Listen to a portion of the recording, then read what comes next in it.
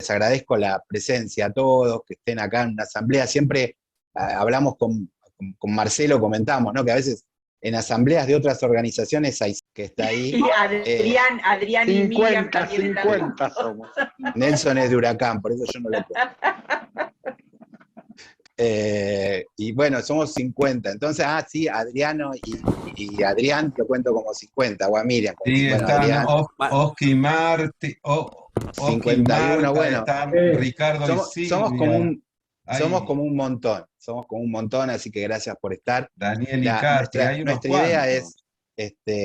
es compartir, poder generalmente, bueno, hace mucho que no nos encontramos presencialmente, espero que dentro de poco podamos hacerlo, y poder intercambiar y poder debatir en algo que creo que nos está preocupando a todos, nos preocupa y debe ocuparnos, que es el avance de la derecha, y incluso de la derecha más extremas, en el mundo y en la Argentina, ¿no?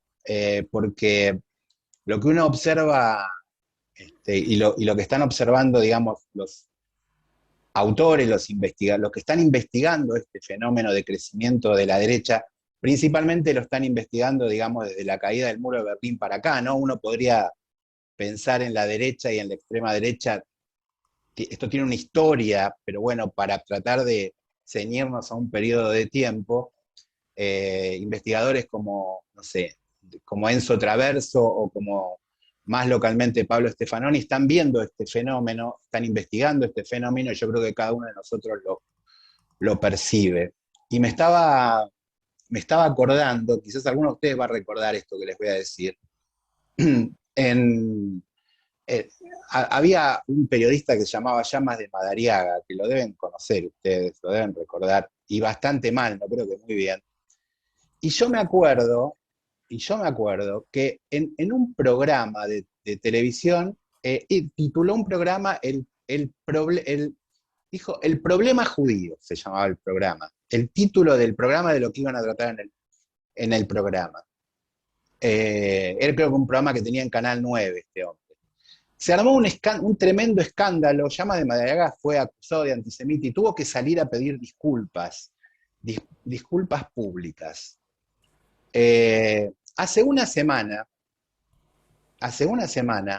en un programa de televisión en América TV, mostraron un cuadro donde había 8 empresarios judíos y dijeron que esos 8 empresarios judíos eran los que manejaban el mundo. Esto no escandalizó absolutamente a nadie, porque parecería que ahora cualquier cosa, ya nada sorprende y todo pasaría a formar parte de un extraño sentido común que no se sorprende absolutamente ante nada.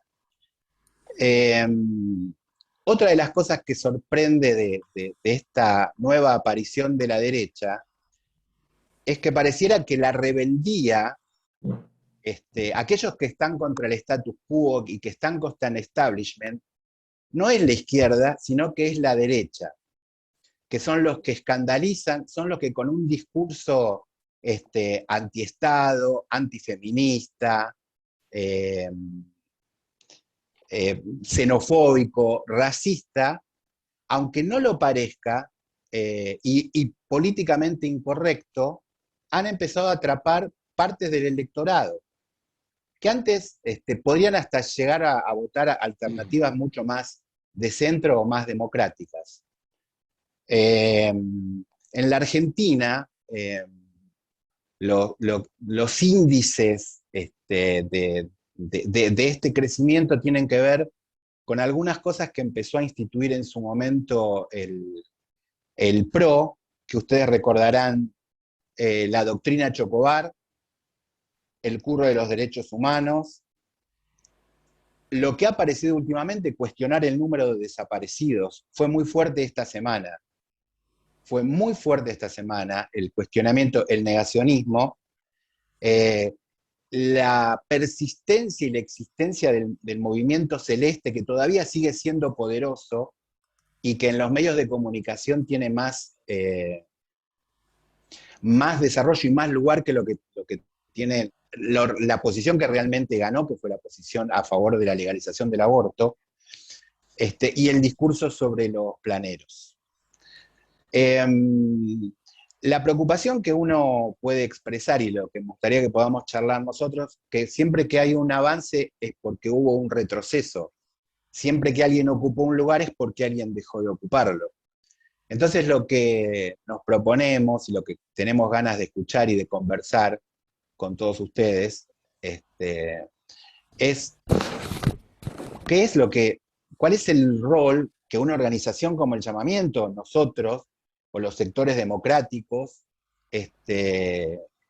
cuáles son los caminos, cuáles son las vías de acción que tenemos que tomar en nuestras manos para primero frenar este avance y para después volver a la ofensiva de los sectores populares y progresistas.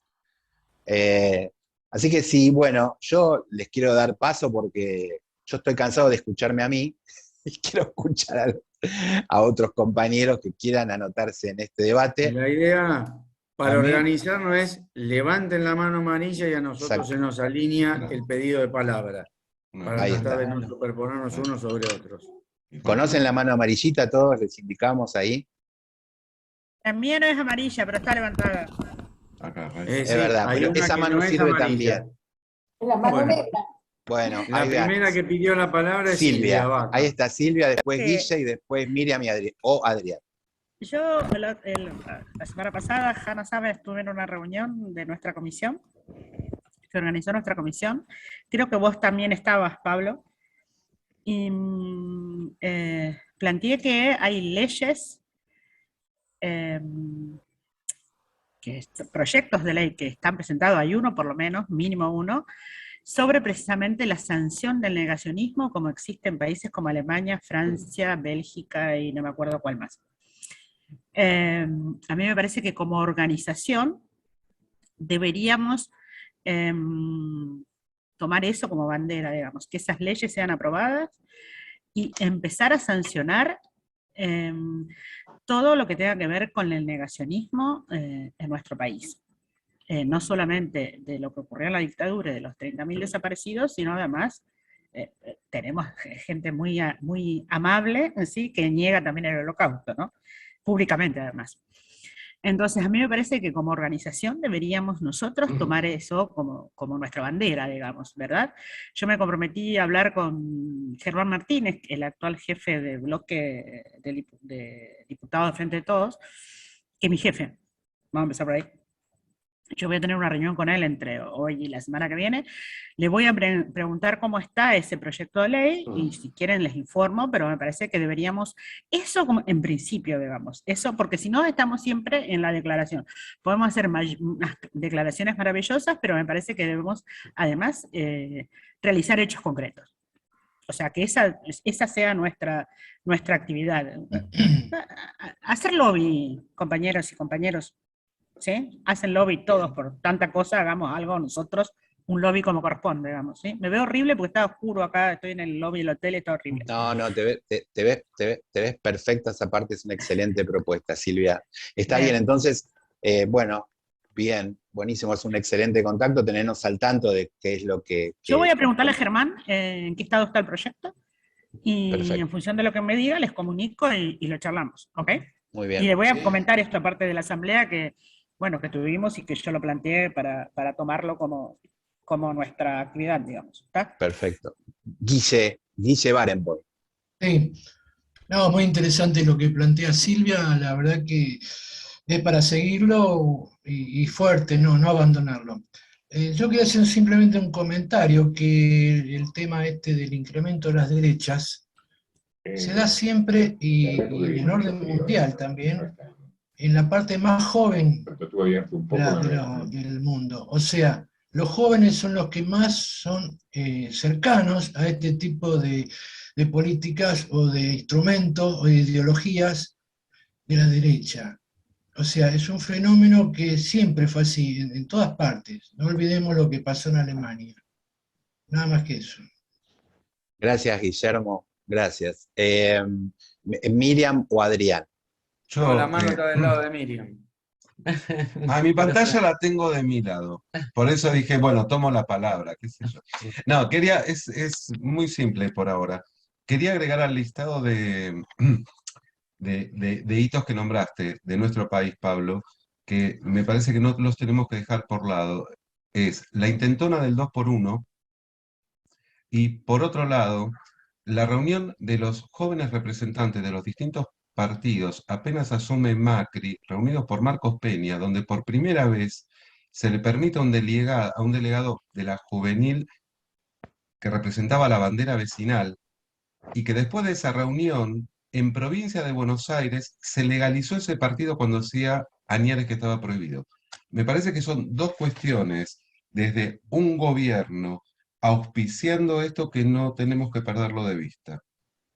Un gobierno que fue elegido democráticamente, por más que a nosotros no nos guste, no fue una instalación dictatorial.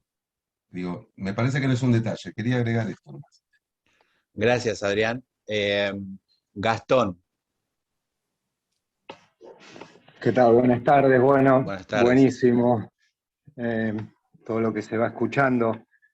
A mí me parece, ya que Guillermo trajo a la juventud y más allá de los mecanismos de cómo opera esta derecha, que sin duda opera sobre gran parte de la juventud y de los pibes, por los medios, las redes, y no importa que sean engañados o estafados con fakes, eso nos excede. Nosotros acá, justamente en Exaltación, estuvimos pensando cómo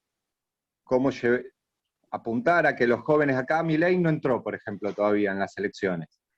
Entonces, las agrupaciones nos venimos juntando y pensando cómo llegar. Y recién cuando Pablo mencionó qué vías de acción podemos pensar, a mí, yo me di cuenta que en muchos barrios los pibes no salen de ese mundo que los rodea, que no conocen el mundo, la historia, no la la vivencia del mundo, la experiencia aprendida no llega a los barrios.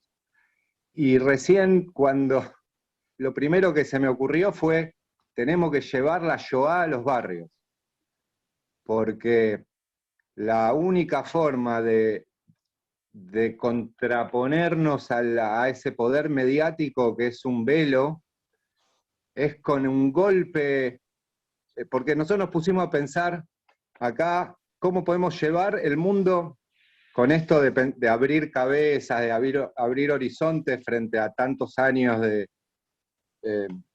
lo que ya conocemos, y en la situación actual donde se nos han quemado todas las teorías y todos los paradigmas, cómo llevar, y me parece que eso es algo que podríamos pensar en una acción, obviamente articulando con las organizaciones sociales, con toda la organización existente en los territorios, y llevar una charla, una muestra, pero armar, así como, bueno, calculo que muchos han estado en Yad Vashem, y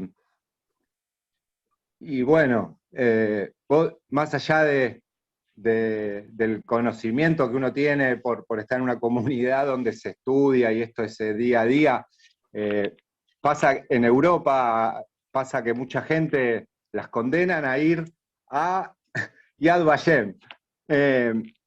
Entonces me parece que tal vez sería algo, se me acaba de ocurrir esto, me cuajaron varias cosas, y tal vez es armar unos banners, unas charlas, no sé, lo tiro para pensarlo, hasta acá llegó lo que se me vino a la cabeza. Después de un shock de este estilo, el relato del otro lado no opera más. Bueno, gracias, Gastón. Yo hago solamente dos comentarios a esto que vos dijiste, que los dos están relacionados con el fútbol. Una de las primeras veces que la selección alemana, fue en la década del 80, creo, la selección alemana de fútbol fue a Israel, los llevaron a Yad Vashem, porque la mayoría de los jugadores de la selección alemana no sabía absolutamente nada de lo que había sucedido en Alemania durante la guerra. Ahora, como contrapartida a esto que decís, Gastón, lo que tenemos que tener cuidado, y hago este comentario porque fue algo que nosotros hicimos la observación, no sé si ustedes recuerdan que el hijo y la sobrina del Rafa Diceo y de Mauro Martín, el Rafa Diceo y Mauro Martín son los jefes de la barra brava de Boca. El hijo y la sobrina se disfrazaron de Hitler y Eva Braun y filmaron un video al grito de vengan judíos, vengan judíos. No sé si lo vieron. Entonces, el Museo del Holocausto no tuvo mejor idea que invitar a Rafa Diceo y a Mauro Martín, acusados de extorsión, asesinato, negocios ilícitos, a hacer una visita al museo, a las instalaciones del museo, con la esperanza de que después de esa visita a la media hora estos hombres salgan con otras intenciones hacia la humanidad. Así que a mí me encanta me parece muy buena la idea de llevar la Shoah a los barrios. Me parece una muy, muy buena idea, pero llevarla en serio, no con este discurso liviano que se tiene en la comunidad a veces. ¿Hanna? No, totalmente de acuerdo. Sabemos lo que está. Que en síntesis, lo de la ley antirracista sería yo, o antisenófoba, o sea, ampliarla más todavía, no es negacionista solo en el sentido judío, yo creo que sí se puede hacer una ley negacionista en un sentido más amplio todavía, pero tanto para personas como organizaciones. Lo de ir a hablar a algún lugar, yo creo que podría ser parte de un programa, por lo menos parte de los programas educativos de la escuela primaria y secundaria, sería otra cosa que podríamos intentar hacer, tal que no sea una cuestión individual, porque si uno no va a esa escuela y no explica, entonces el justificativo sería que uno no explicó, por un lado. Por el otro, yo creo que el Museo del Holocausto, que está muy derechizado, y lo digo a nivel personal, dado que hay parte de la historia de mi familia ahí que ocultan, eran pobres militantes de izquierda, etcétera, no creo que sea el lugar ideal para que la gente del museo instruya desde el punto de vista político. Por eso digo que en realidad tendría que estar integrado en el Programa Nacional de Educación y meterlo y tratar de que haya una ley para que se integre. La visita igual es mejor que nada, por supuesto. Si no saben nada es mejor el museo, pero sí hay que ser cauteloso, porque simultáneamente van las líneas de la DAIA, ¿no? Etcétera, etcétera. Por mi parte, yo creo que serían por lo menos dos aspectos que habría que tomar generales desde nosotros como propuesta, y yo creo que además tenemos que buscar un frente, una organización, algo que nos aglutine a todos los que pensamos que esta derecha no se va a parar si no la paramos. No solo por la gente en la calle, porque gente en la calle hay ahora también. Los problemas acuciantes de la pobreza hacen que gente en la calle haya. Pero gente, yo creo que nosotros podemos, por lo menos a nivel de organizaciones, buscar de formar, si no es un frente ¿cómo llamarlo? Antinegacionista, antineofascista, antineoliberal. Quizás el frente es antineoliberal, pero nos falta algo específico. Y a mí me parece que podría ser como un subfrente o algo. No tengo bien claro la idea, la verdad que la largo así como me viene. Pero bueno, entre todos seguro algo se les va a ocurrir a otros. Así que bueno, hasta acá llego. Bueno, antes de darle la palabra a Luis, les cuento una cosa. El llamamiento forma parte de la Alianza para la recordación de las víctimas del Holocausto. Y como tal, la Casa de Ana Frank y la Secretaría de Derechos Humanos hicieron 4 videos sobre el tema de los discursos de odio y del negacionismo, que son de muy, muy buena calidad. el llamamiento los va a tener los videos, y va a poder hacer uso de ellos y va a poder mostrarlos y distribuirlos. Eso se los cuento ahora. Así que bueno, quería hacer este comentario. Bueno, Luis, quedó, más allá de lo que ibas a decir, quedó una pregunta sobre el tema legal ahí, ¿no? Así que te tenés que hacer cargo de todo. Bueno. Perdón, una pregunta. Sí, quiero decir tres cosas. Quiero decir lo siguiente. Termino porque ¿alguien sabe algo que pasó con el vandalismo en la tablada? Bueno, no, pero no nos podemos ir a cualquier lado. No, por eso, no, esperá, Luis. Yo quiero decir tres cosas. Primero, creo que desde el punto de vista democrático, desde el punto de vista progresista, de lo que significa el llamamiento, nosotros no podemos patrocinar leyes antinegacionistas, leyes de sanción del negacionismo desde el punto de vista penal, que para eso son las leyes, para reprimir, sancionar, encarcelar. ¿Por qué digo esto? El negacionismo se lo combate con una batalla ideológica, cultural, política, educacional, llevándolo a las escuelas, llevándolo a la difusión de esas ideas, confrontándolas, no con sanciones que son recurrir para el negacionismo a una legislación represiva. Es una muestra de debilidad, no de fortaleza. En la Argentina, estoy hablando en la Argentina o en países del tercer mundo. Les voy a aclarar por qué digo esto.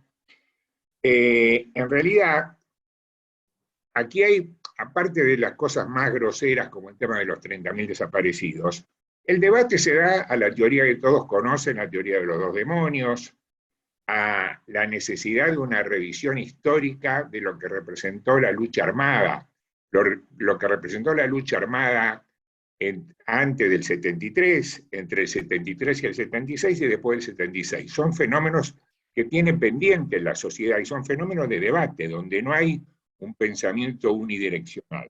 Entonces, las leyes negacionistas en Europa, en Alemania o en Francia, reconocen otro origen, que es el siguiente. Europa tuvo 60 millones de muertos, más de 20 millones en la Unión Soviética, entre muertos militares, muertos civiles, en Francia, en Holanda.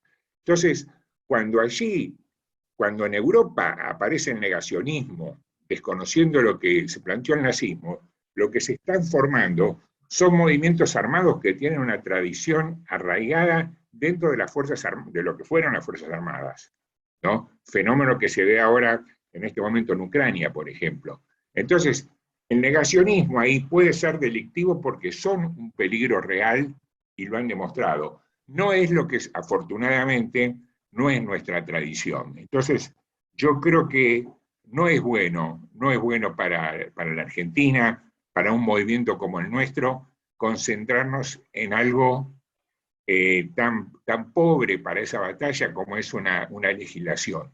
¿Ustedes se imaginan a alguien encarcelado por reivindicar a Hitler, yendo a un calabozo por eso? Eso sería, no sería una muestra de fortaleza.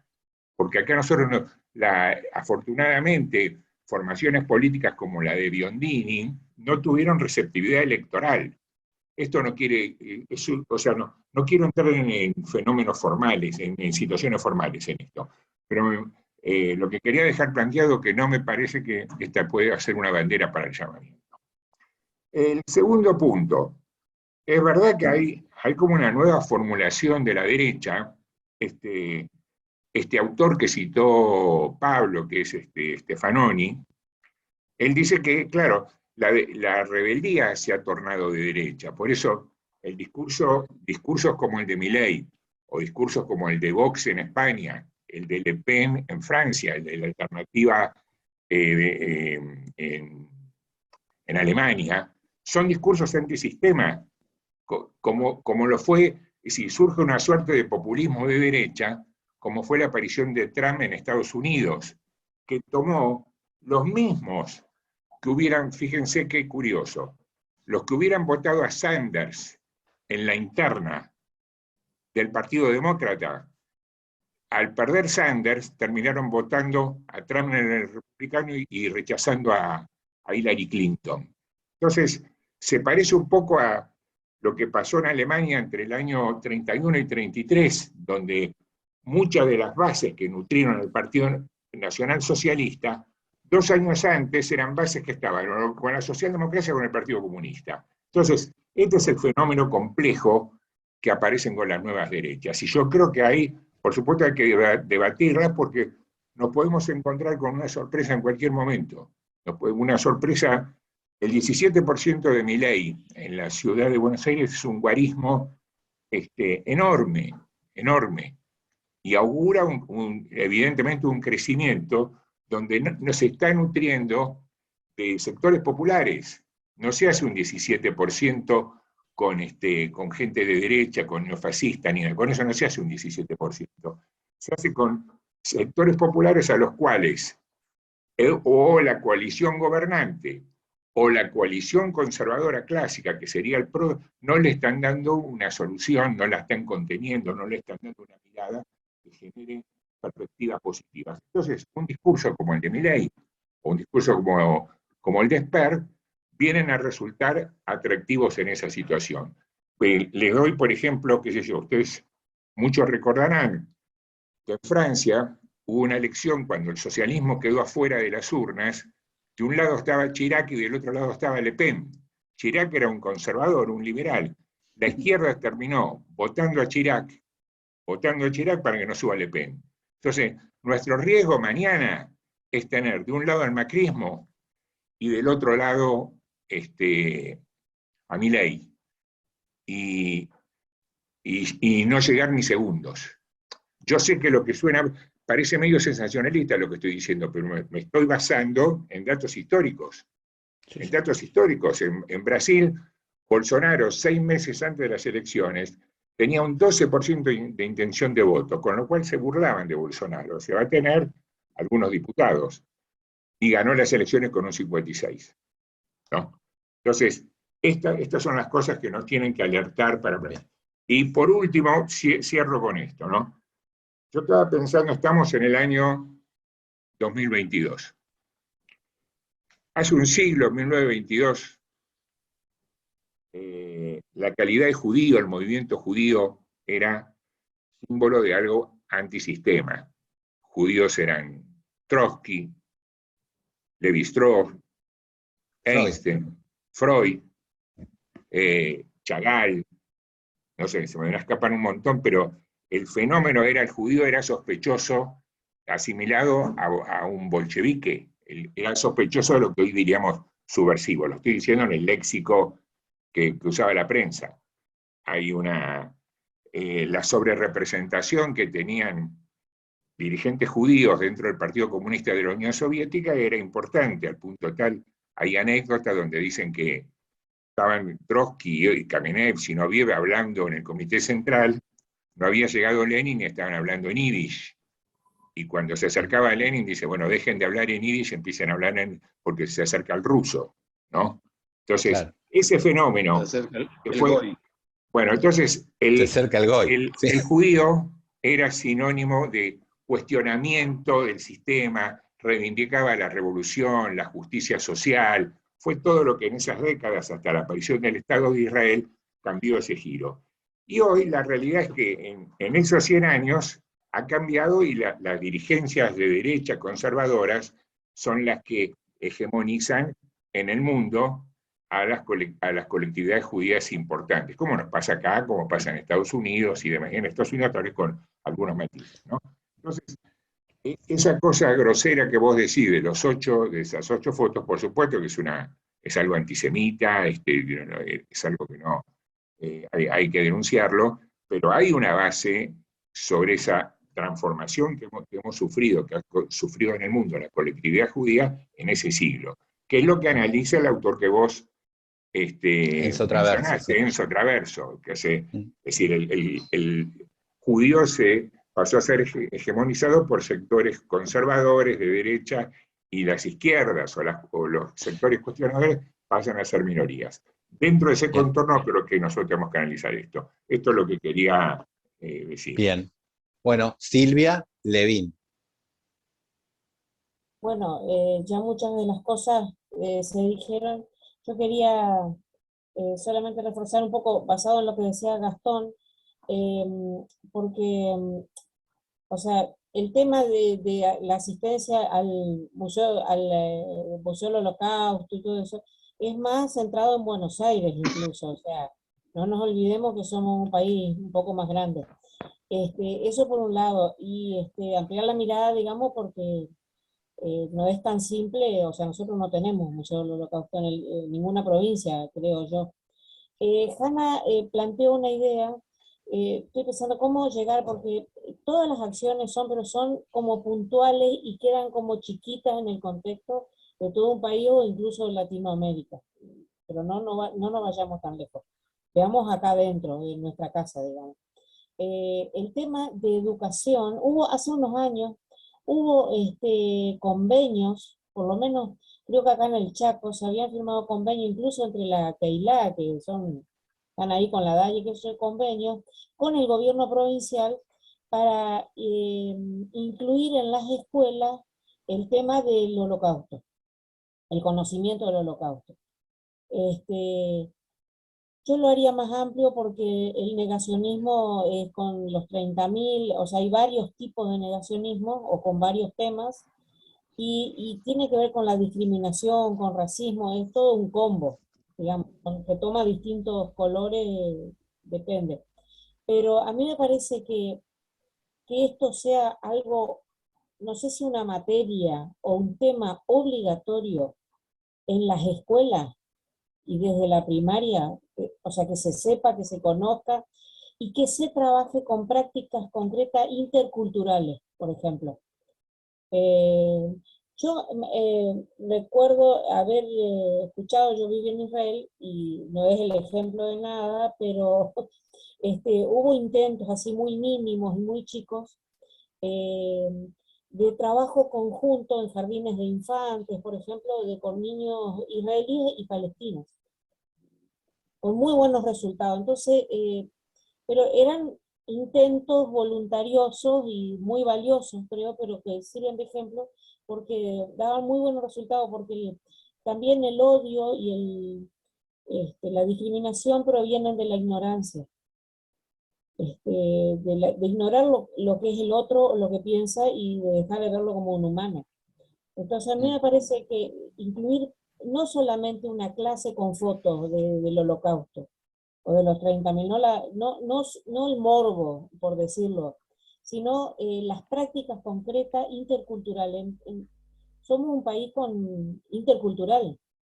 Entonces, ¿de qué modo con educación? Yo no sé cómo se puede llegar, o en todo caso plantear una ley donde esto atraviese y llegue a todo el país. Va a llevar tiempo y todo eso, pero con una mirada más amplia. Eso nomás. Bien. Hay otra cosa sí. una cosita más. No sé quién mencionó lo de la casa de Ana Frank, que hicieron algunas actividades. Yo escuché una, pero que la organizó, no con el llamamiento, me parece, hay un compañero que fue secretario de Derechos Humanos de Corrientes, y que él trabaja mucho con el tema de los casos de tortura de los conscriptos en Malvinas, y siempre hace actividades como visitas virtuales a la casa de Ana Frank. Pablo Basel, no sé si lo conocen, creo que él está viviendo en Buenos Aires incluso, pero él tiene como un contacto directo con la casa de Ana Frank y organiza a través también de la revista Liberación, que es una revista de Corrientes, de Paso de los Libres. Es una revista virtual, mensual, y tal vez podría ser un contacto donde él trabaja mucho con todo el tema de derechos humanos. Sí. Si él se quiere sumar, perfecto. El contacto lo tenemos ya como organización, digamos. Okay. Lo que cuento de la Casa de Ana Frank, dentro de las organizaciones de la comunidad judía, la Casa de Ana Frank es la que tiene una mirada más amplia en el tema Shoah y derechos humanos, porque ellos incluyen a madres y abuelas, digamos, en el discurso, o sea, hablan de todo el negacionismo. Yo estuve viendo, le digo, los videos son excelentes, ahí hay muchos socios para trabajar, digamos, ¿no? Hacen un paralelo entre las dos cosas. Sí, eso sería importante.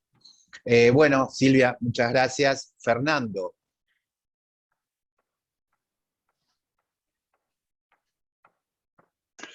Buenas noches. Yo, en primer lugar, agradezco la invitación. No sé si soy miembro del llamamiento, pero acudí a instancias de haberme invitado. Un compañero mencionó la necesidad de, más que una ley, de lo que no voy a opinar porque no lo tengo claro. Tengo las dudas que el compañero abogado menciona, pero bueno, no tengo claro. Pero sí sobre lo que solemos llamar parte de la batalla cultural, y en eso el negacionismo tiene que ser parte de esa batalla. Yo como miembro de la Liga y como sobreviviente de los campos acá de Argentina, digo, ¿no? Tengo conocimiento, no me animo a decir experiencia porque sería medio fanfarrón, pero todos los años, a partir particularmente, pero ya desde antes de que se incluyó la conmemoración del 24 de marzo en la currícula, en el calendario de las escuelas, particularmente en las escuelas secundarias y en algunas primarias también, todos los años, un grupo de compañeros y compañeras asistimos, nos invitan a las escuelas a charlas sobre el tema. Y eso ha dado un resultado interesante, porque ya se ha hecho tradición, al menos acá en Mendoza, que un gran número de escuelas llaman a alguien, a un maestro que haya participado en el Mendozazo, alguien que estuvo preso, o a los hijos, que son, bueno, ya saben quiénes son, y que hablen sobre el tema.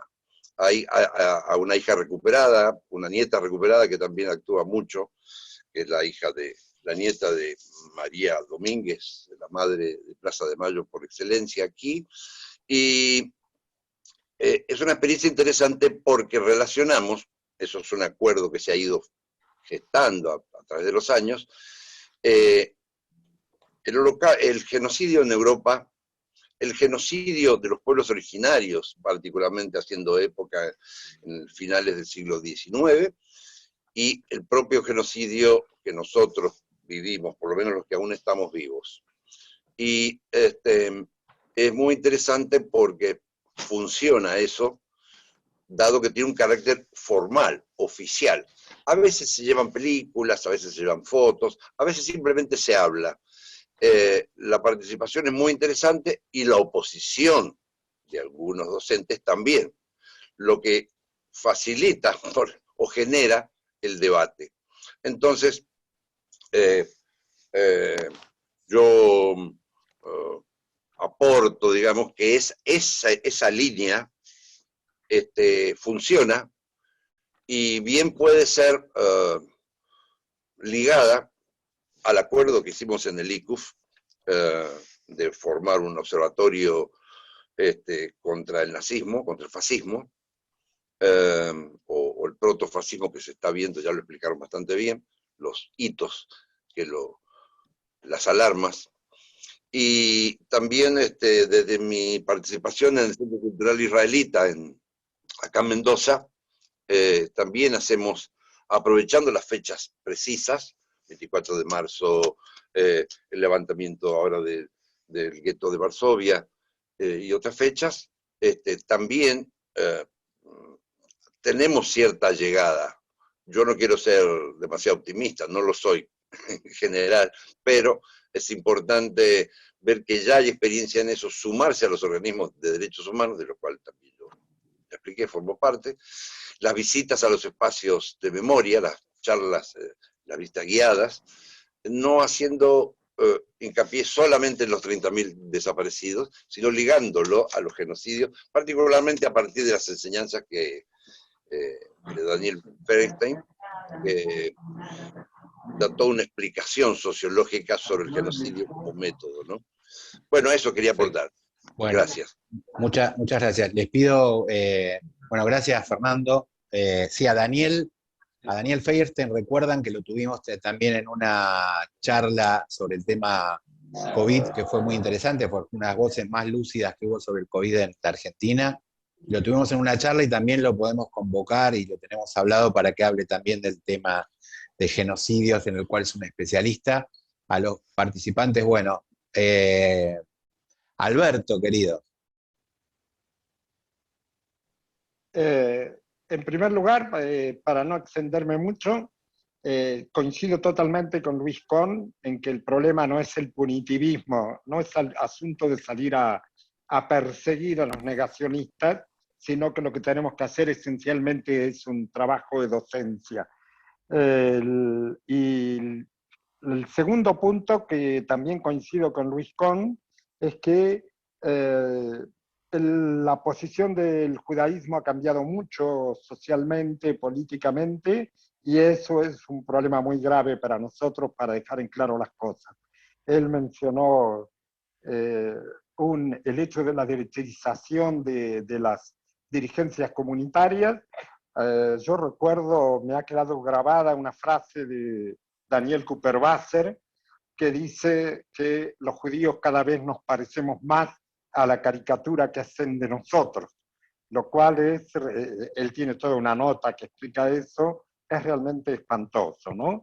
Y él se refiere ahí realmente a cómo el lobby judeo-americano tiene un poder de poner y quitar senadores y representantes, y a qué nivel eso crea una sensación a partir del financiamiento de las campañas políticas, ¿no? Lo cual es realmente serio. Entonces, las otras dos cosas que quería agregar, que son que no se mencionaron, son las siguientes. Una, yo creo que el atractivo de Milei y de ese tipo de posiciones entre la juventud nuestra no está centrado en el tema del negacionismo. No va a ser por el lado del combate al negacionismo que nosotros vamos a poder mover ese tipo de posición. El atractivo que tiene sobre nuestra juventud es esencialmente a partir de que ellos insisten mucho en la posición individualista, en que de la situación crítica en que se encuentra el país, sale cada uno por las suyas. Y eso es lo que ellos pregonan: menos Estado, menos impuestos, gran libertad para que cada uno se exprese libremente, emprenda libremente, etc. Y creo que ahí también hay un punto muy grande en el que tenemos que hacer debate y pedagogía, que la solución a las crisis y a los problemas que tenemos en nuestro país no es la salida individual. La salida individual pega muy bien hoy entre la juventud, que en lo personal vive de esa manera. La pandemia creo que lo ha agravado todavía más. Hay menos socialización, y creo que ese es un punto clave.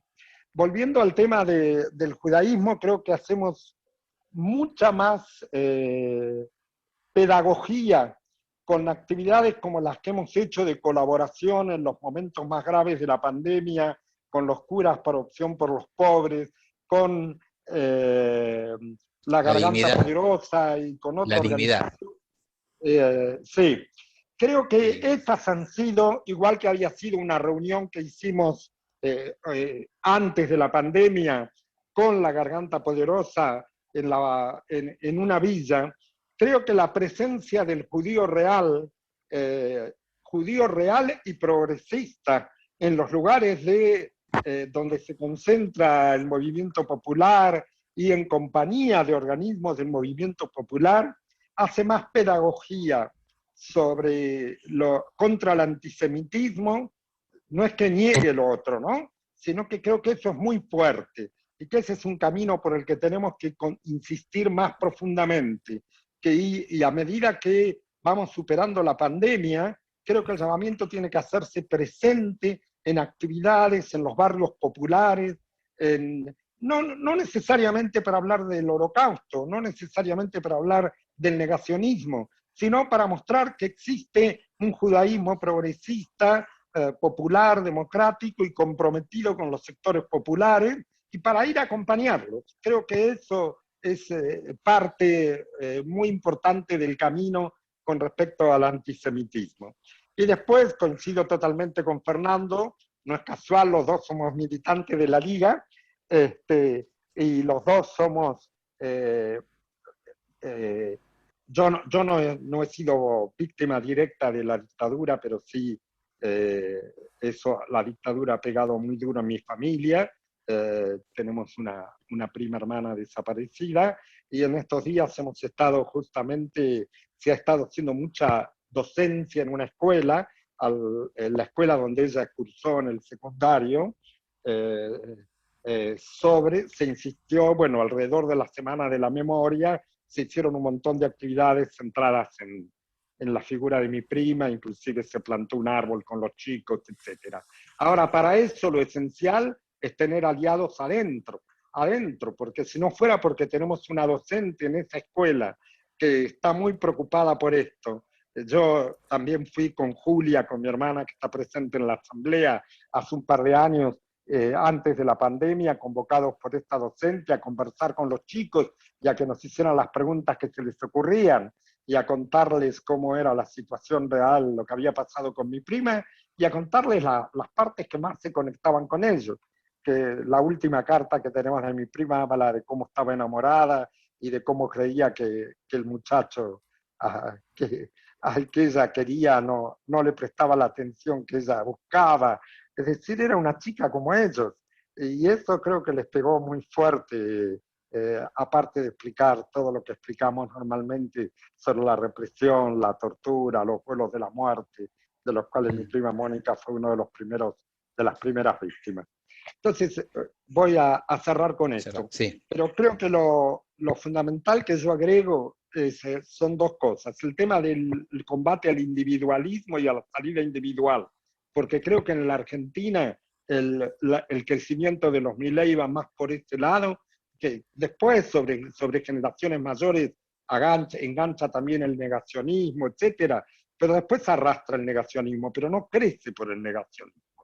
Y la otra cuestión, la presencia nuestra con el movimiento popular, donde el movimiento popular está para mostrar al judío progresista que participa junto con ellos de sus luchas. Bueno, muchas gracias, Alberto. Bueno, a ver, Marcelo Barón, porque tenemos muchos Marcelos acá. Sí. Entonces, tengo que decir el apellido, porque si no, todos hablan. Bueno, dentro de toda esta gama de temas que incluyen el crecimiento de los movimientos y el pensamiento de derecha, hay algo que particularmente a mí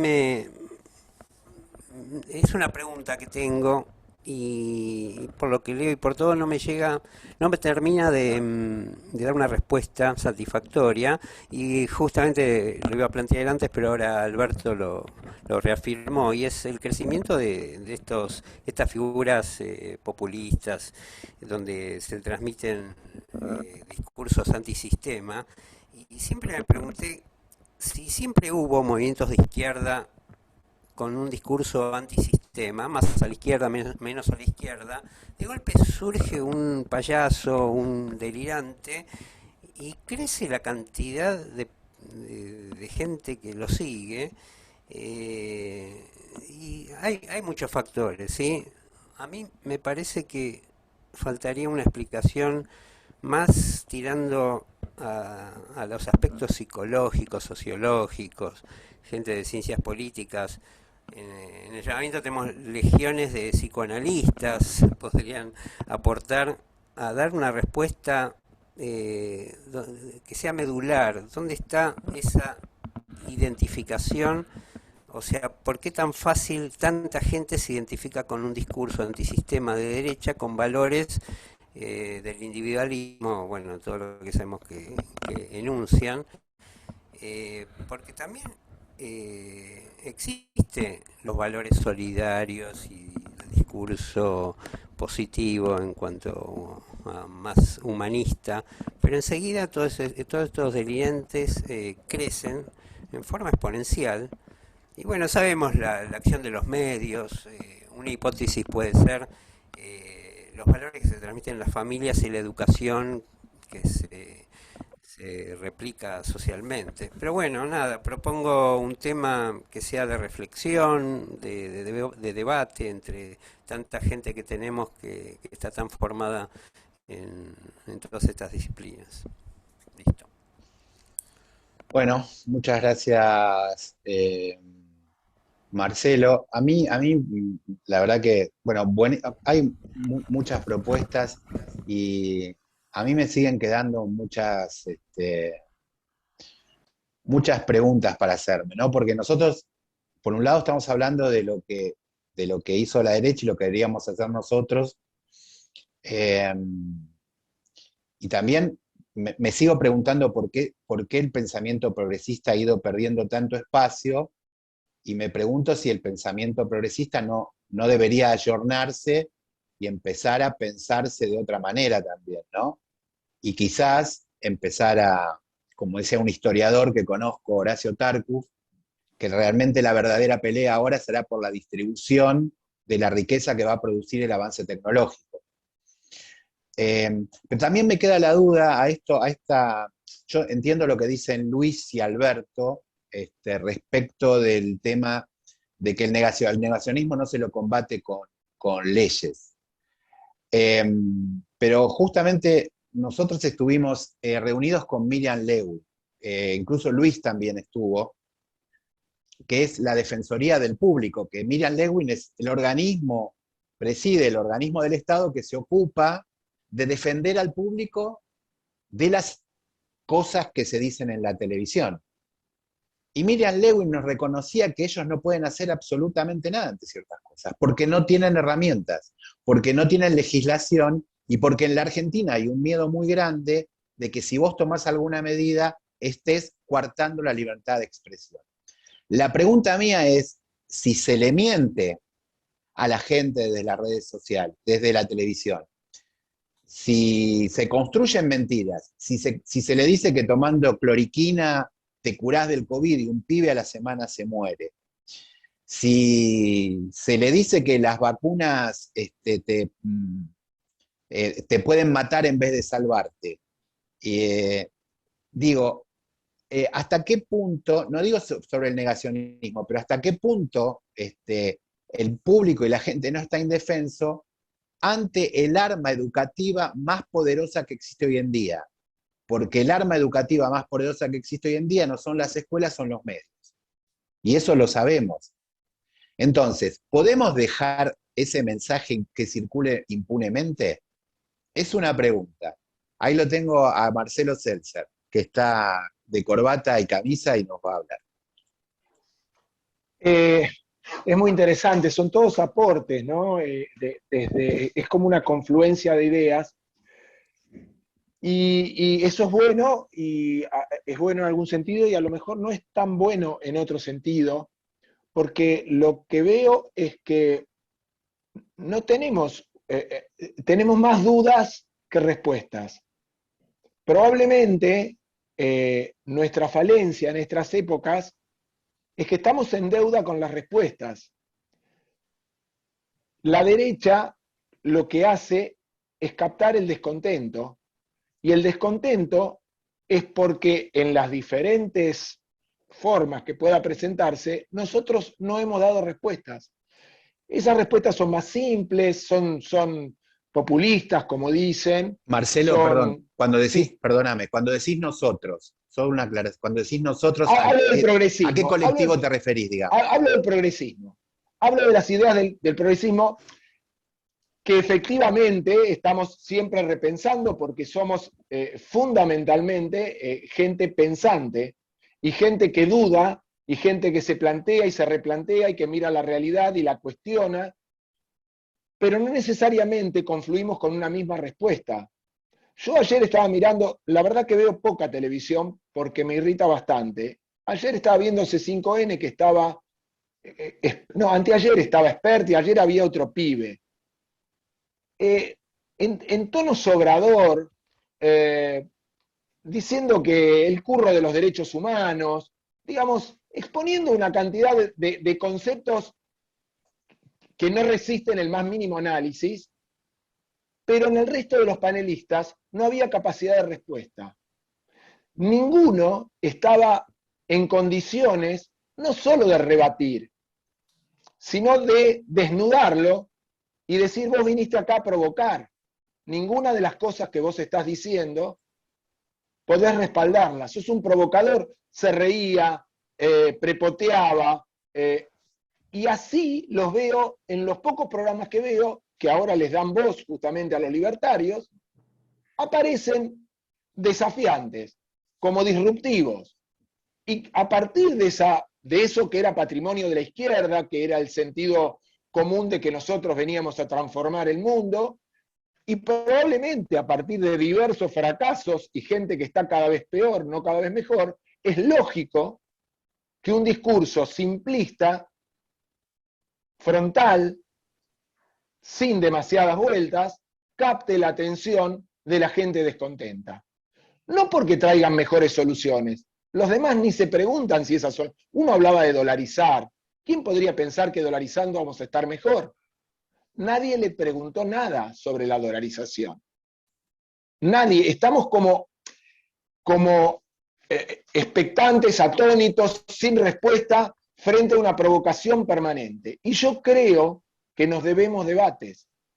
Yo creo que la diversidad de opiniones que escuché acá, entre las que, por ejemplo, está la duda, que yo también tengo, sobre si el punitivismo está bien o está mal en ciertas circunstancias. Yo tampoco soy punitivista, en realidad me he formado como antipunitivista, pero entiendo que a veces es una herramienta. Me pregunto si hay un frente antifascista, porque recién hablamos de frente antifascista o algo parecido, o Jorge Aleman habló de frente antifascista y nosotros podemos darle otra denominación. ¿Quién integraría un frente antifascista hoy? ¿La DAIA integraría un frente antifascista? ¿Estaría por fuera de un frente antifascista o estaría dentro de un frente antifascista? ¿Qué es el fascismo hoy? ¿Qué son todos estos movimientos de derecha hoy? A lo mejor hay que recategorizar todo, porque nosotros nos referimos a la derecha y en realidad son ultra neoliberales, son la derecha, ideológicamente son negacionistas.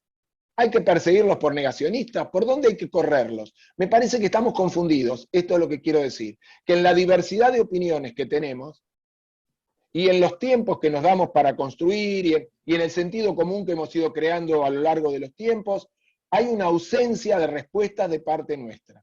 Y esa ausencia de respuesta se ve reflejada en el crecimiento de los otros antisistemas, porque nosotros también somos antisistemas. Nosotros cuestionamos al sistema antes que nadie. Cuestionamos la desigualdad, cuestionamos el capitalismo, y resulta que hoy los transgresores, los que vienen a construir un mundo nuevo, son ellos. ¿Pero quién son ellos? ¿Son liberales desde el punto de vista económico? ¿Son fascistas desde el punto de vista ideológico? ¿Quiénes somos nosotros? ¿Quiénes integran un frente antifascista hoy? Me parece que tenemos muchas respuestas y creería que antes que cualquier cosa nos debemos debates acá adentro. La discusión dentro del llamamiento ocurre, a mi modo de ver, más esporádicamente de lo que yo quisiera. Me gustaría que pudiéramos generar debate en torno a estas cuestiones importantes con gente que a lo mejor también venga a ilustrarnos a nosotros y con quien podamos intercambiar. Quisiera que lleguemos a una opinión en común.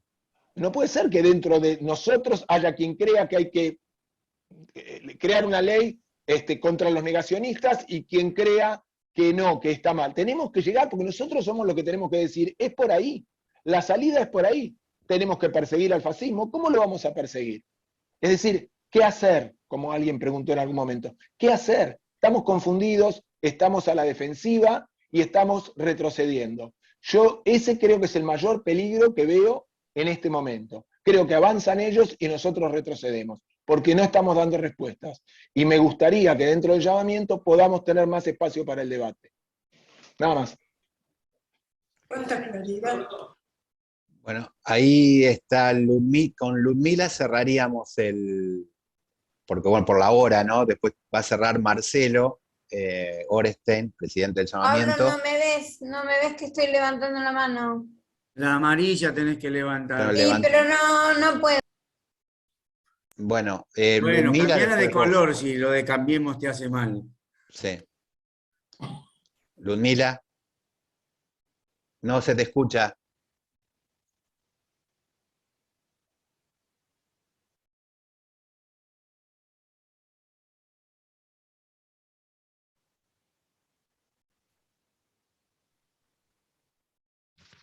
¿Se me escucha?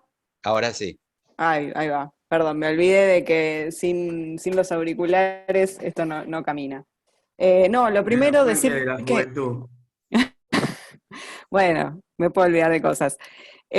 No, decir brevemente que, además también por la hora, que coincido, bueno, con lo que dice Marcelo Seltzer de aumentar el espacio de debate, porque tampoco respuestas ninguna, no tengo ninguna.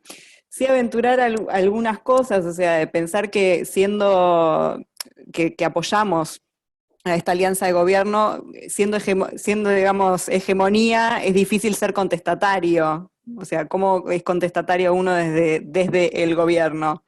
Si es al gobierno al que uno en general se opone, o sea, ¿a qué nos oponemos? Y se viene sosteniendo desde el gobierno, a mi criterio, un discurso muy conservador. Esto de vos, Pablo, mencionabas cuando empezábamos la reunión, lo de los planeros y los planes sociales. E incluso desde el gobierno se está bajando una línea en contra de los planes sociales que se han suspendido. Algunos, el potenciar trabajo es uno de los que se suspendió y es parte de lo que por lo que se protesta hoy en la 9 de julio. Y esto también de castigar a alguien con quien podemos estar totalmente en desacuerdo, pero quitándole un plan social y esto de cambiar planes por trabajo, como si el que tuviera un plan no trabajara y se necesitara hacer ese cambio. Desde ya que se necesitan mejores condiciones de trabajo. Y ahí lo anclo un poco con cuál es el atractivo de estas posiciones contestatarias, ultra neoliberales, que todavía no sabemos cómo decirles, pero a falta de una mejor palabra les podemos decir los libertarios, y que apelan a un público muy joven. Ese público muy joven no vivió la década de los 90, no vio a sus familias caerse a pedazos por la convertibilidad, o sea, por el problema del paso de la convertibilidad, no vio a sus viejos quedarse sin trabajo en las privatizaciones.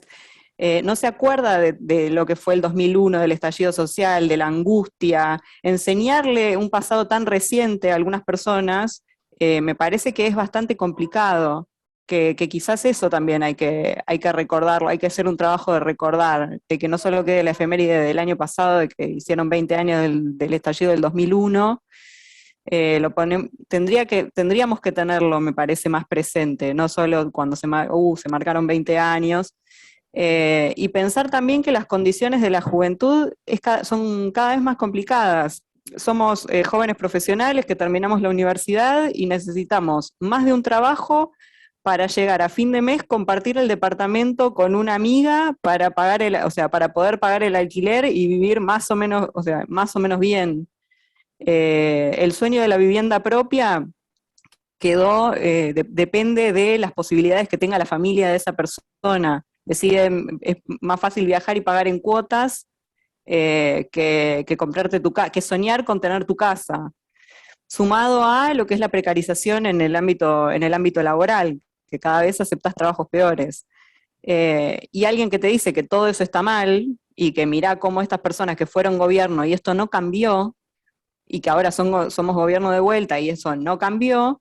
Y bueno, sí, yo entiendo que alguien esté enojado si estás estudiando y no te da la guita para fin de mes. Entiendo que si no te enseñaron lo que es la militancia, el individualismo de estos tipos, que además quedó muy pregnante desde la década del 90, desde la dictadura y sobre todo a partir de la década del 90, me parece que son discursos que prenden muy fácilmente, que tenés por qué estar enojado. O sea, hay razones para estar enojados. ¿No estamos enojados nosotros de que los precios se vayan al cuerno? Bueno, y gente que tiene peores condiciones y peores bases, ¿no estaría todavía más enojada de qué forma hacer con su vida?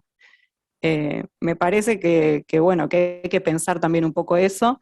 Y me gustó mucho la idea de Gastón, que ahora no lo ve, bueno, perdón, Gastón, no te veo, de lo de llevar la Shoah a los barrios, que sí, que hay que debatir nosotros, pero también salir a hablar, hacer No sé si es la campaña de un compañerito más, pero tener esas discusiones en otros ámbitos distintos con gente que no piensa como nosotros y mostrarle otra cosa. Bueno, perdón, quizás me extendí un poco más de lo que pensaba y creo que no me olvido nada más. Ahora sí. Gracias, Ludmila. Gracias. Eugenia. Adriana. No, yo voy a traer lo que contó, por dónde empezamos en la discusión. Y voy a hablar en parte por lo que significa mi experiencia, desde el llamamiento de ir a los barrios, de ir a los lugares donde están las organizaciones, y cómo es recibido el llamamiento, y cómo piden que nosotros expliquemos qué organización somos, por qué lo constituimos, cuáles son nuestros objetivos. Yo creo que la idea de Gastón de llevar la Shoah a los barrios es porque nosotros no nos planteamos la duda ante construir las distintas filiales en las provincias. Vamos y las construimos en la medida en que encontramos los compañeros. Acá en los barrios, en la capital, tenemos un montón de organizaciones que ya existen y que nos tienden las manos, y que en realidad están esperando que nosotros también vayamos y colaboremos con ellos. Porque ellos están viendo el avance de la derecha, ellos están viendo el avance del fascismo. O sea, yo estuve en una reunión previa al 24 de marzo, donde estaban todos los organismos que participaron, no solo los organismos de derechos humanos, los de los trabajadores, los sindicatos y todo eso, y yo fui la que planteé que en los ejes del discurso faltaba el punto del antifascismo, porque no lo habían puesto. Y bueno, cuando yo planteé eso, dijeron que era un aporte muy importante que había hecho el llamamiento. Entonces yo estoy convencida, el tema es que para eso necesitamos mucha gente saliendo a los barrios. Y no sé si el llamamiento tiene mucha gente para salir a los barrios. Así como nos cuesta organizar o armar una cuestión, una organización de la juventud, nos cuesta salir a los barrios. Yo creo que tenemos que hacer las dos cosas, salir a los barrios y discutir internamente. Nada más. Gracias. Bueno, Damián, y después de Marcelo Orenstein, las palabras de cierre. Damián. Bueno, buenas. No, voy a ser recontra breve y tomo esto que dijo Ludmila sobre el enojo y quiero agregar algo más, que no es solo enojo, me parece a mí, a ver, que la ultraderecha también crece, no solo porque la gente esté enojada, sino porque logran de algún modo que muchos que viven en situaciones muy precarias vean eso como algo positivo, entre comillas. Y pongo un ejemplo para que quede claro. Yo veo mucha gente que está precarizada laboralmente, por ejemplo, los que trabajan repartiendo la comida en Rappi y todas estas cosas que conocemos, recontra precarizados, pero ellos lo ven como que son sus propios jefes. Y esto es porque todo el discurso del emprendedurismo les pegó muy fuerte y se sienten empresarios como si fueran Bill Gates en miniatura.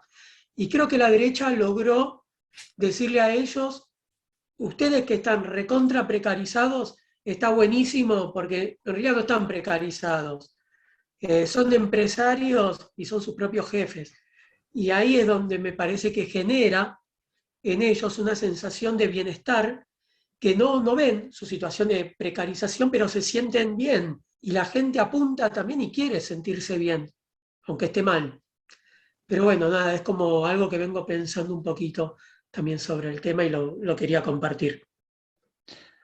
Buenísimo, Damián. Sí, yo pensaba lo mismo. Uno le dice que son esclavos y otros le dicen que son emprendedores. Y de esos dos pensá quién van a votar, ¿no?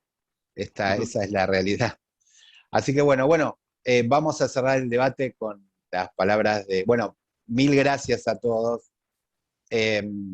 Tomo la propuesta de Marcelo Seltzer, por supuesto. Me alegra que tengamos ganas de encontrarnos y de charlar, la verdad que buenísimo. Así que bueno, ahora le doy las palabras de cierre al presidente del llamamiento, Marcelo, no, vamos a ir cerrando, Marcelo Oreste. Bueno, la verdad con todos los temas que se tomaron no me dejaron fácil tratar de hilvanar todos los temas en poco tiempo. Pero uno tiene que empezar a pensar en cuándo el progresismo se empezó a retrotraer, cuándo empezó a perder la batalla cultural y cuándo empezó a ser derrotado. Cuando nos cuentan que en el año 91 cae el muro de Berlín y se dice cayó la Unión Soviética. Uno puede comprar la idea de que la Unión Soviética cayó, o uno puede decir que la idea de la Unión Soviética y lo que representaba fue derrotada en ese momento. Son dos formas de mirarlo. Yo me inclino a pensar que en ese momento el progresismo fue derrotado. Fue derrotado por los que salieron victoriosos después de la Segunda Guerra Mundial y se fueron apoderando del mundo, y el capitalismo se fue haciendo cada vez más voraz y necesitaba cada vez más pobres también para poder alimentar ese complejo industrial y de consumo que generaron y hacen que uno entregue horas de su vida para comprar cosas que no necesita, que es lo que el famoso mercado de consumo que ellos generaron. Y en esto también fuimos perdiendo una batalla cultural, fuimos perdiendo las palabras, las fuimos regalando. Y hay que empezar a pensar cómo recuperarlas. Cuando hoy escuchamos en Argentina hablar de izquierda, ¿en quién se piensa? Se piensa en la izquierda trotskista, y no en la izquierda que está dentro del frente de todos. Se piensa que la izquierda es solo lo que representa el FIT y los partidos de ultraizquierda. Y es una batalla que nosotros no nos ocupamos de poder esclarecerla, de poder decir, estamos presentes, representamos ese sector. Lo perdimos. Cuando la gente de centro, de derecha, piensa en esa izquierda, piensa en esta gente. En esta gente que también dice estos días que ni siquiera piensa votar en el proyecto del 20% de los que han evadido y fugado para que aporten a las arcas de Argentina para poder crear más fondos para pagar las deudas contraídas por la derecha neoliberal. Cuando no sabemos cómo nombrar a la nueva derecha es fascismo, es el fascismo recreado. Están reinstalando día a día lo que ya hubo en el mundo. Ya hubo fascismo, el fascismo fue derrotado por la Unión Soviética en la Segunda Guerra, pero el fascismo estaba dormido y hoy se está despertando. Y si nosotros, como sectores progresistas, como seres pensantes que somos todos, seguimos en la línea de tratar de seguir siempre de pensar, de cambiar la coma, de correr el punto, de ver cuál es la mejor frase que define un tema, ellos siguen actuando y nosotros seguimos tratando de pensar. Nosotros, aparte de pensar, debemos empezar a actuar. Porque la física, la política es como una física, no hay espacios vacíos. Cuando hay un espacio vacío, alguien lo ocupa. Quedó un espacio vacío y hay una derecha que lo fue ocupando, no solo en Argentina. Algunos de ustedes deben estar por ahí cansados de escucharme hablar de lo que venía sucediendo en Europa, y ir avisando de la cantidad de eurodiputados y de la cantidad de movimientos neonazis que se iban conformando en distintos países de Europa. Hoy lo vemos en Ucrania. Ucrania tiene grupos neonazis incorporados al ejército regular y en una cantidad que asustan, son cerca de 10.000 miembros. Y cuando hablamos de Argentina y nosotros parece que lo veíamos lejos, hoy a estos grupos fascistas los tenemos en el Congreso ya. Son diputados electos. Cuando no hace muchos años se aceptó que Bandera Vecinal tenga personería en provincia de Buenos Aires, apenas tenían 15.000 votos. En las últimas elecciones tuvieron alrededor de 70.000.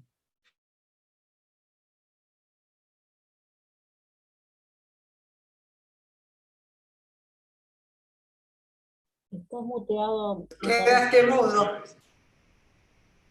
¿Te muteaste, Marcelo?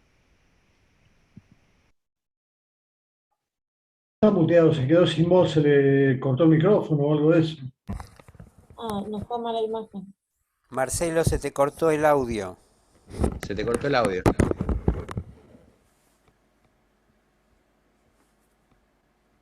No, me parece que no escucha porque él sigue Está hablando. congelado. No, ahora sí, ahora sí.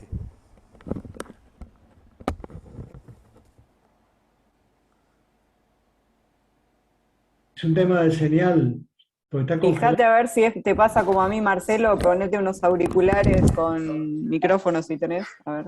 Parece que tiene mala señal porque aparecía rojo acá. Aquí está rojo. No, no es. O yo, le pasó algo con el micrófono, porque Sí, yo sí. no oye lo que le dijimos, pero no. Ahí se desconectó. Va a volver a entrar. Va a volver a entrar seguro, sí. Sí, esperamos medio minuto. Y mientras tanto me parece que estamos viendo a la nieta, al nieto de Miriam y Adrián. En la No sé qué pantalla pasó con la otra computadora. Ahora sí. ¿Y hasta dónde me pudieron Ahora la escuchar? Caterina. Ahora te... No sé hasta dónde se escuchó. Marcelo, estabas hablando de del tema del crecimiento de los partidos de extrema derecha en Europa. En Europa, Y perfecto. en el Congreso, y de los eurodiputados. Y Hasta los ahí más o menos. eurodiputados. Lo trasladé a Argentina en ese momento, Sí, diciendo hasta que ahí sí. aparentemente nosotros lo veíamos de lejos, pero hoy ya los tenemos como diputados en el Congreso de la Nación. Después dije que cuando se aceptó que Bandera Vecinal tenga personería en provincia de Buenos Aires, apenas tenían 15.000 votos, y en las últimas elecciones, no me acuerdo si ya tuvieron alrededor de 68.000 votos. Esto es un discurso que nosotros vamos perdiendo y ellos van ocupando lugares. Y cuando dije antes que nos dedicamos mucho a pensar, y tenemos grandes pensadores, lo que nos falta es poder tener más acción.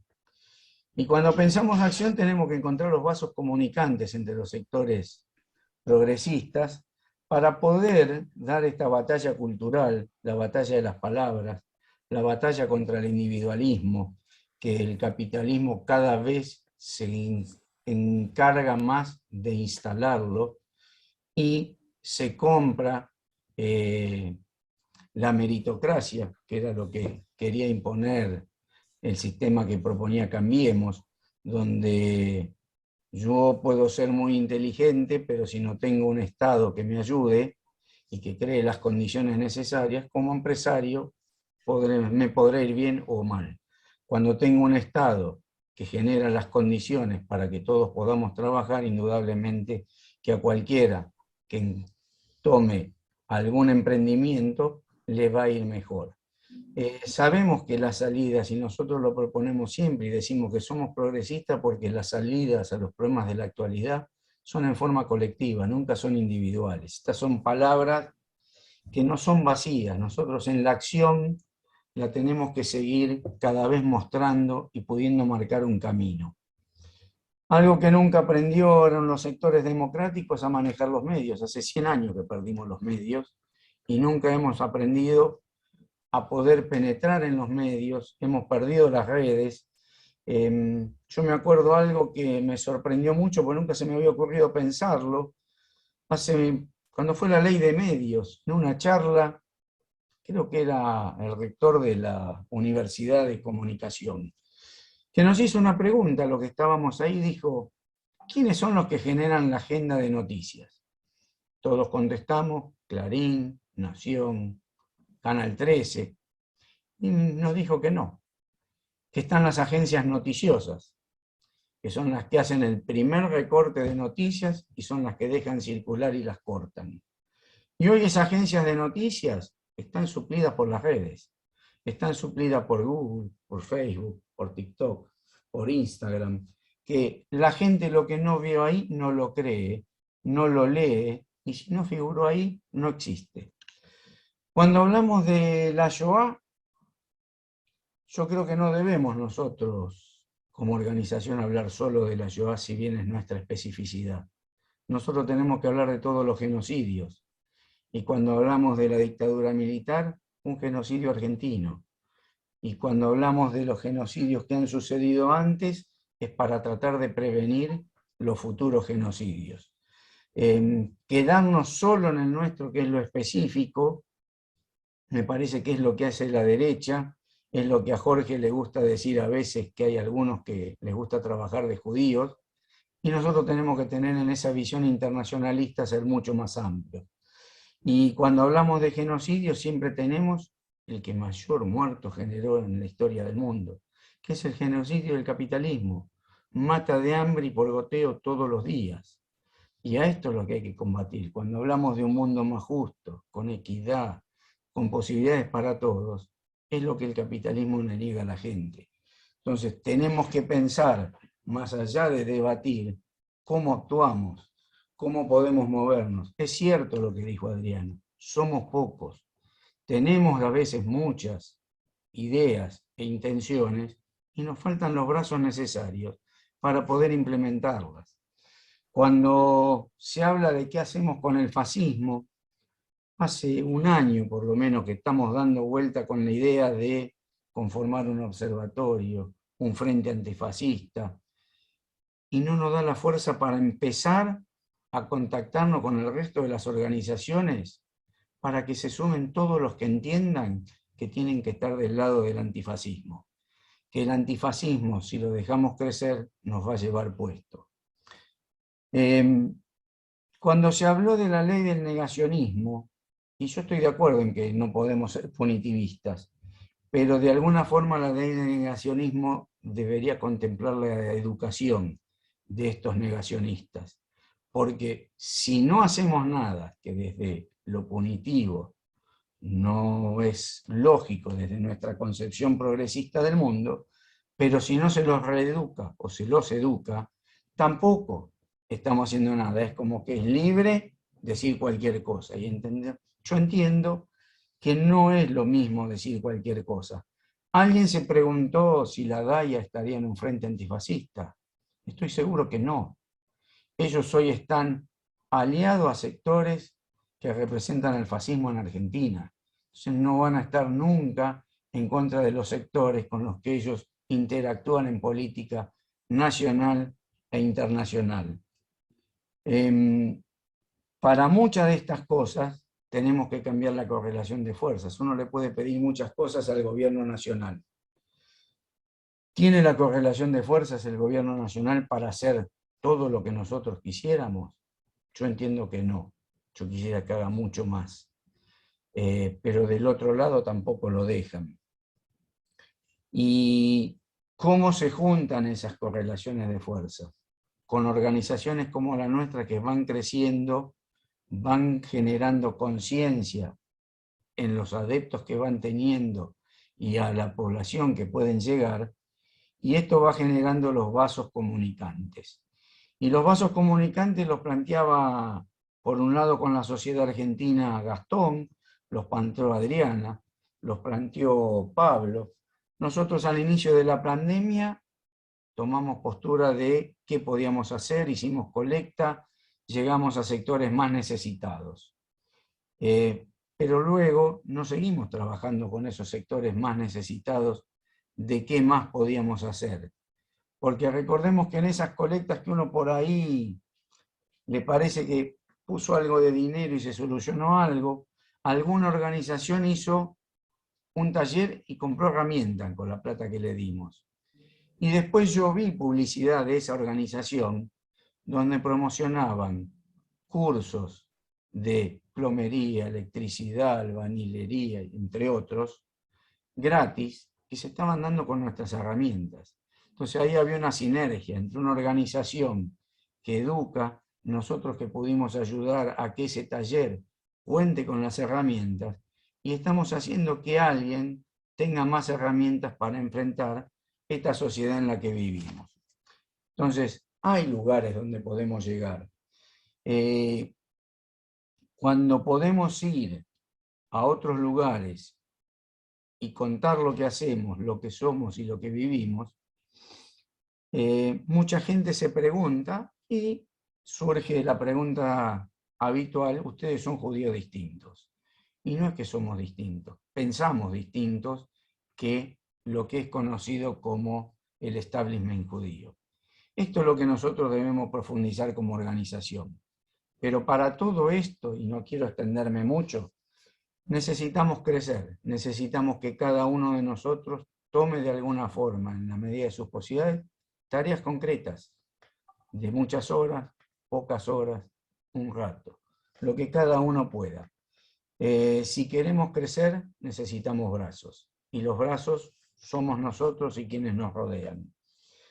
Y esto nos va a dar mayor penetración, y entiendo que más allá de que podemos darnos mucho tiempo para seguir debatiendo, necesitamos dedicarle el mismo tiempo a la tarea militante de todos los días, de poder conseguir que alguien empiece a pensar o a dudar de lo que escucha por lo que nosotros le podemos contar o decir.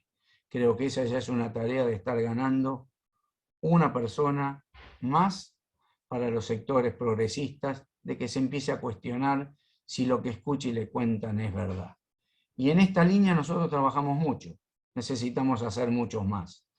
Y Pablo lo dijo, yo siempre lo comento, me sorprendo de la cantidad de gente que somos participando en los debates.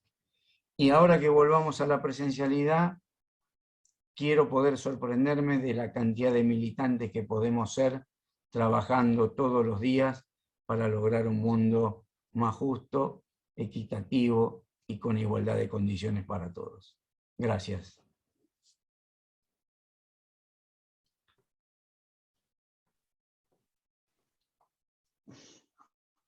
Bueno, Gracias, gente. Marcelo, gracias a todos.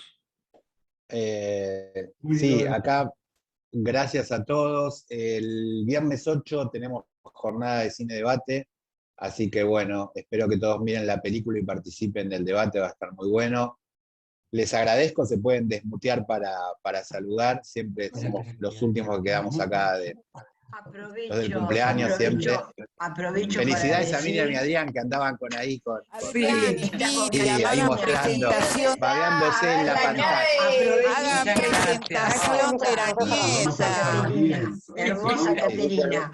Aprovecho para decir que no me funciona Hay que contarla la como una cámara. más del Por eso estoy llamamiento. solo con la Por pantalla, supuesto. pero estuve en toda la asamblea. Eso te No me digo, funciona la cámara. che, si la contamos, nos baja el promedio de edad un montón, así que la podemos poner en la lista. Obvio. Eso, es la Estamos- nercería, no es la juventud, es la nercería. Estamos armando el grupo Subjuventud. Muéstrenla, a ver cómo es. Es hermosa, hermosa. Queremos verla. Es un Queremos bomboncito. verla. Pero no hablen, no hablen. Hola. A ver. Mira todo lo que Hola. Felicitaciones. Felicidades. Felicidades. Marce, ¿se me Bueno, no- escucha? Sí, se escucha. Ah, listo, no sé qué le pasó entonces. Bueno, No, yo Cambiamos me- computadora, está en la mía ahora y anda. Bueno, A la- me escucharon que no aparecí en pantalla porque no me funciona la cámara. Bueno. Los quiero, no les quiero, un abrazo, me encantó el encuentro, Bueno, felicidades. y vamos a hacer algo, un poco lo que decía Marcelo, a veces no lo hacemos, bueno, por falta de tiempo, porque la pandemia tuvo sus complicaciones, pero bueno, vamos a que haya algún espacio de debate un poco más amplio. La verdad que lo de hoy fue riquísimo, quedaron propuestas, así que bueno, gracias a todos. Ven que nadie se quiere ir, ¿ven? No, sí, yo me despido. No viene la Y mesa dulce seguramente ahora, nos vemos a la brevedad porque viene el Falta la mesa levantamiento dulce, del pero no veto, viene. viene Yo también me viene el despido y mail, los espero a todos el viernes 8. Eso. Chao. Nos vemos. Ah, Chao. En principio la fecha pensá. para el acto del gueto va a ser Chao, el buenas noches. 21. Nos Chao. vemos. Bien. Buenas noches. Hay mucha gente. Estamos pensando. Besos. Besos. Eso. Chao. Estaremos el viernes. Ah, el viernes 8, sí. Muy bueno, Pablo. Muy bueno. Pablo y Marcelo. Nos quedamos. Para la gente del interior, que no les dijimos que estamos pensando en hacer las actividades presenciales mixtas, que las vea la gente del interior también. Estamos del interior, de la Argentina que vive en Chaco, no del interior. Exacto. No hay interior y centro. De las provincias, queda más. La gente de las queda más provincias que delicado. vive más lejitos y que no puede tomarse un bondi y venir a la... Sí, sí, sí. Eso queremos hacer, pero gracias Pablo, eso último, no somos el interior, somos la Argentina. Claro, Y por eso. justo eso es De lo que quería formación de pedirte, porteños eso, ¿viste? sí,